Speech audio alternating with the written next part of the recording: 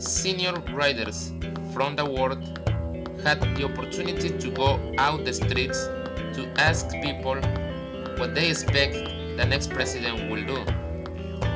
After interviewing between 25 to 30 people, this is what they found out. My name is Ava Diapiste. My major is media, and I'm an English minor. In what year? I'm in my junior year. Thomas Venito. I am a double major in media studies and creative writing, senior. Sanel Ariolo, media major and art history minor. Elizabeth Leonard. I'm a CUNY BA student with a writing major. I'm a senior. Okay, I'm going to go back this way, and I just need where you live. Brooklyn, New York. Harlem. Staten Island. Hell's Kitchen. Okay, so let's get started. Right, so you probably interviewed approximately 25 to 30 people about whom they were voting for and stuff. And so what did you get out of this? I mean, Well, tell me about your best interview. my best interview was with Bradley, and he disagreed with the New York Times statement. Okay, hold on, Brandy, what's his full name? Bradley Highfield, Okay. and he's a Hunter student. And he disagreed with the quote from the New York Times because he feels like it's the most important election in the last 100 years, not in the history of our country, because he's a history major, and the first 5 elections of our country were the most pivotal and most crucial elections that we've ever had. That's his opinion. Okay, so what else did he say? He said that he's voting for Obama. He had not voted when I interviewed him, but he was about to. And he believes that McCain would also be a change, that Obama would be a change, and that McCain would also be a change, but not the kind of change that he wants. What kind of change does he want? He wants to, he's concerned about America being hated in the world and feels that Obama would help to rectify that problem. I'll be right back to you. Yes? 3 out of 3 people that I interviewed don't think that this is the most historical election, but they think that the campaign has been historical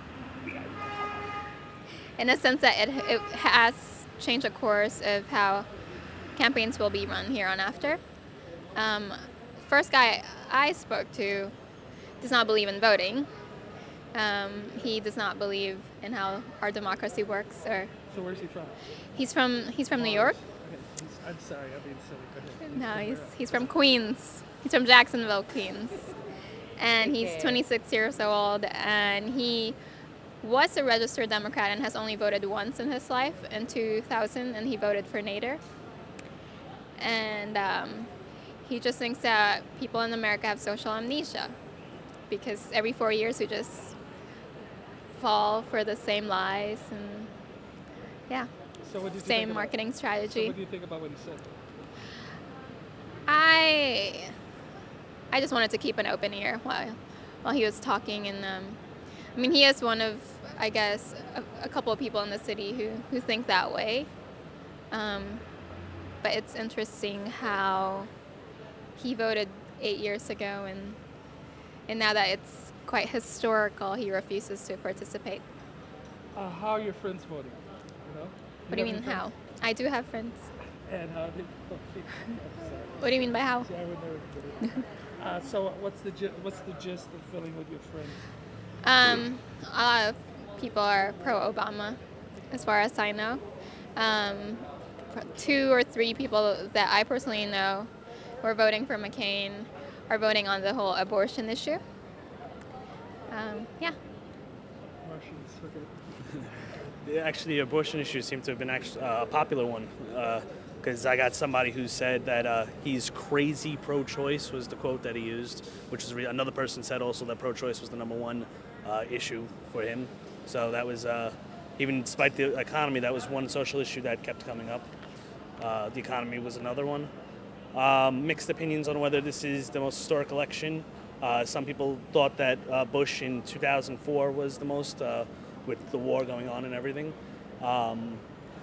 the rest pretty much agree, but they said they believe there are more historic ones to come in the future. They're not resigned, saying that this is going to be the most historic one forever in U.S. history.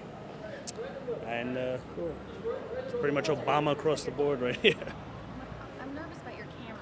No? Okay. Okay. Majority of the people that I interviewed did think that this was the biggest election in U.S. history. Everyone said that they would vote if they had the ability to. 2 of them were not U.S. residents. And pretty much across the board, everyone did want to vote for Obama. I would say my best interview was with Yina Chun, and this was her first time voting, so she was very excited about it. And she discussed having a bit of confusion at the polls. And she was a bit confused as to how to vote, and she felt that the situation was a mess and that the voting polls were a little bit outdated. But overall, she was very excited to be a part of the election, and she feels that Obama is the candidate that's going to bring change. That's what she's looking for. Okay, so we're wrapping up. Where are you going to be spending? Are you going to be monitoring? Are you folks going to be monitoring the election today? I mean, tonight, like with popcorn and sushi and champagne and others? Yeah. Absolutely. Okay, so where are you going to be doing yours? I'll probably be in my apartment. I'm trying to get together with a bunch of friends to, throw a little party. I'm going to an election day party on the Upper West Side. I'm either Elitist. going to a bar or my house. I thought you would too. So these are students from The Word. It's hunterword.com. They've been working on several stories in the past 2 years. They've been working on several stories in the past, not 2 years, the past 2-3 weeks, maybe more, right? And so we're sort of wrapping up this November 4th election evening, and that cop is staring at me, which is making me a little uncomfortable because he's got his hand on his gun. But anyway, well, he does, doesn't he? Everybody just looks slowly over there. Okay, so is there anything else anyone has to say? Anything you want to say? Let's wrap it up.